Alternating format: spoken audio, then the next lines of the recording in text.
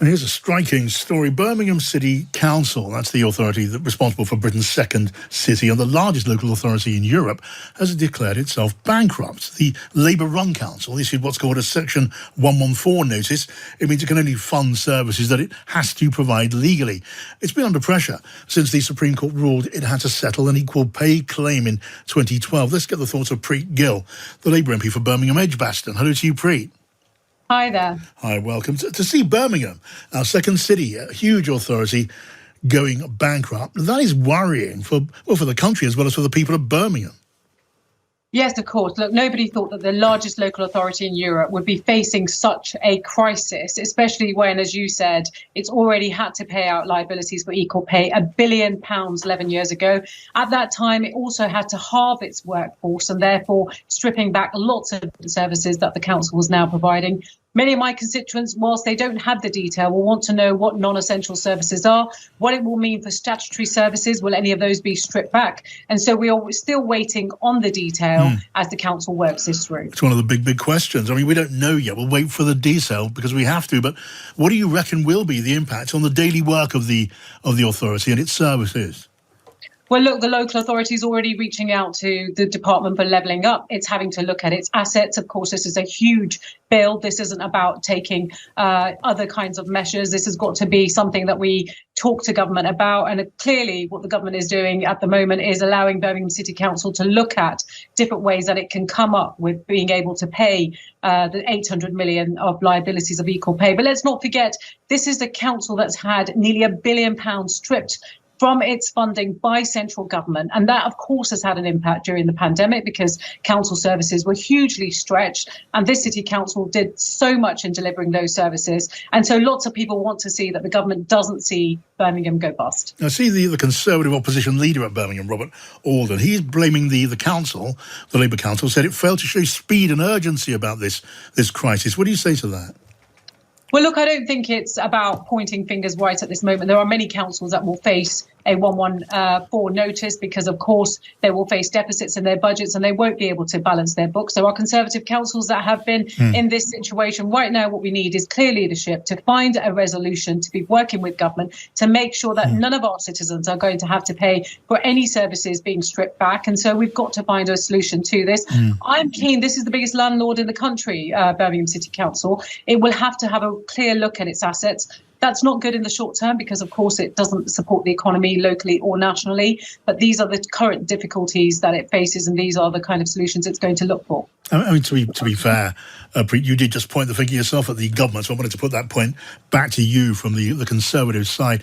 Look, in terms of hard day-to-day on the ground impact, look, the council employs, what is it, about 12,500 people? I wonder what the impact on them is going to be on those numbers. Very important to the city. Well, look, I mean, the council's already been functioning as if it's had a 114 notice for the last 2 months. It's put out a call for voluntary redundancy. It will see whether people will take that up. Of course, non-essential services are not going to be delivered.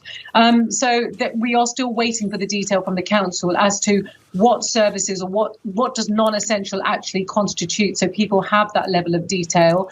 They are clear that they are going to protect services like waste, social care, children's trust, all the things that they have to do as their statutory obligation. That will continue. I appreciate this is a really difficult, uncertain time at the moment, and we just have to wait to see what more government is saying in terms of its work with Birmingham City Council. Yeah, I mean, Birmingham is one of our major cities. It's the home of so many major events. I wonder, will they be impacted, do you think? Well, look, I mean, what the leader is saying and what he's been saying today is it hasn't impacted the investments coming into the city, and it won't have wider ramifications. They've had to look at asset selling before. This is not what councils want to find themselves having to do. But of course, they're going to have to take these measures in the short term to address these difficulties. As I say, this doesn't help in the economic position locally, but they are going to have to find a solution to this. Is this a case where the government, you argue, needs to step in? And if so, what are you looking for? Well, look, of course, I mean, what the government is sort of saying to Birmingham at the moment is look at what assets you have. Let's look at what you can actually raise. But I think there is a wider issue here about funding to local government. And so this council, the largest local authorities, had £1 billion taken by the central government. I mean, if it only gave it that money back, of course, it could settle its liability around the equal pay claim. So, government has got a responsibility. Let's not forget that Rishi Sunak was boasting about taking money from deprived areas and giving to areas that didn't need it when he was going through the leadership. There has been decisions that this government has taken that haven't enabled local authorities to have balanced budgets either. Well, there will have to be a plan now, won't there? I mean, no doubt about that. In your view, what should that plan look like, Preet? Just talk us through the sort of things, the sort of boxes that need to be ticked. Well, look, there are reviews currently being undertaken because I think accountability, learning lessons is a really important part of this.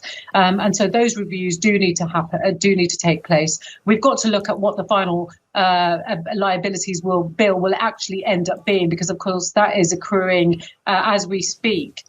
So what I want to see is really the council really looking at how it can raise these funds, working with government to see how much the government can support it, because nobody else wants to see any tax rises, and nobody is saying that we need to have any tax rises at the moment. But what we need to see from the government, from the council and the government, is urgency in finding what assets can actually raise the funds that they currently need. Yeah, and right now there's this dark cloud hanging over this country's second city. I mean, how long will it take to sort this out?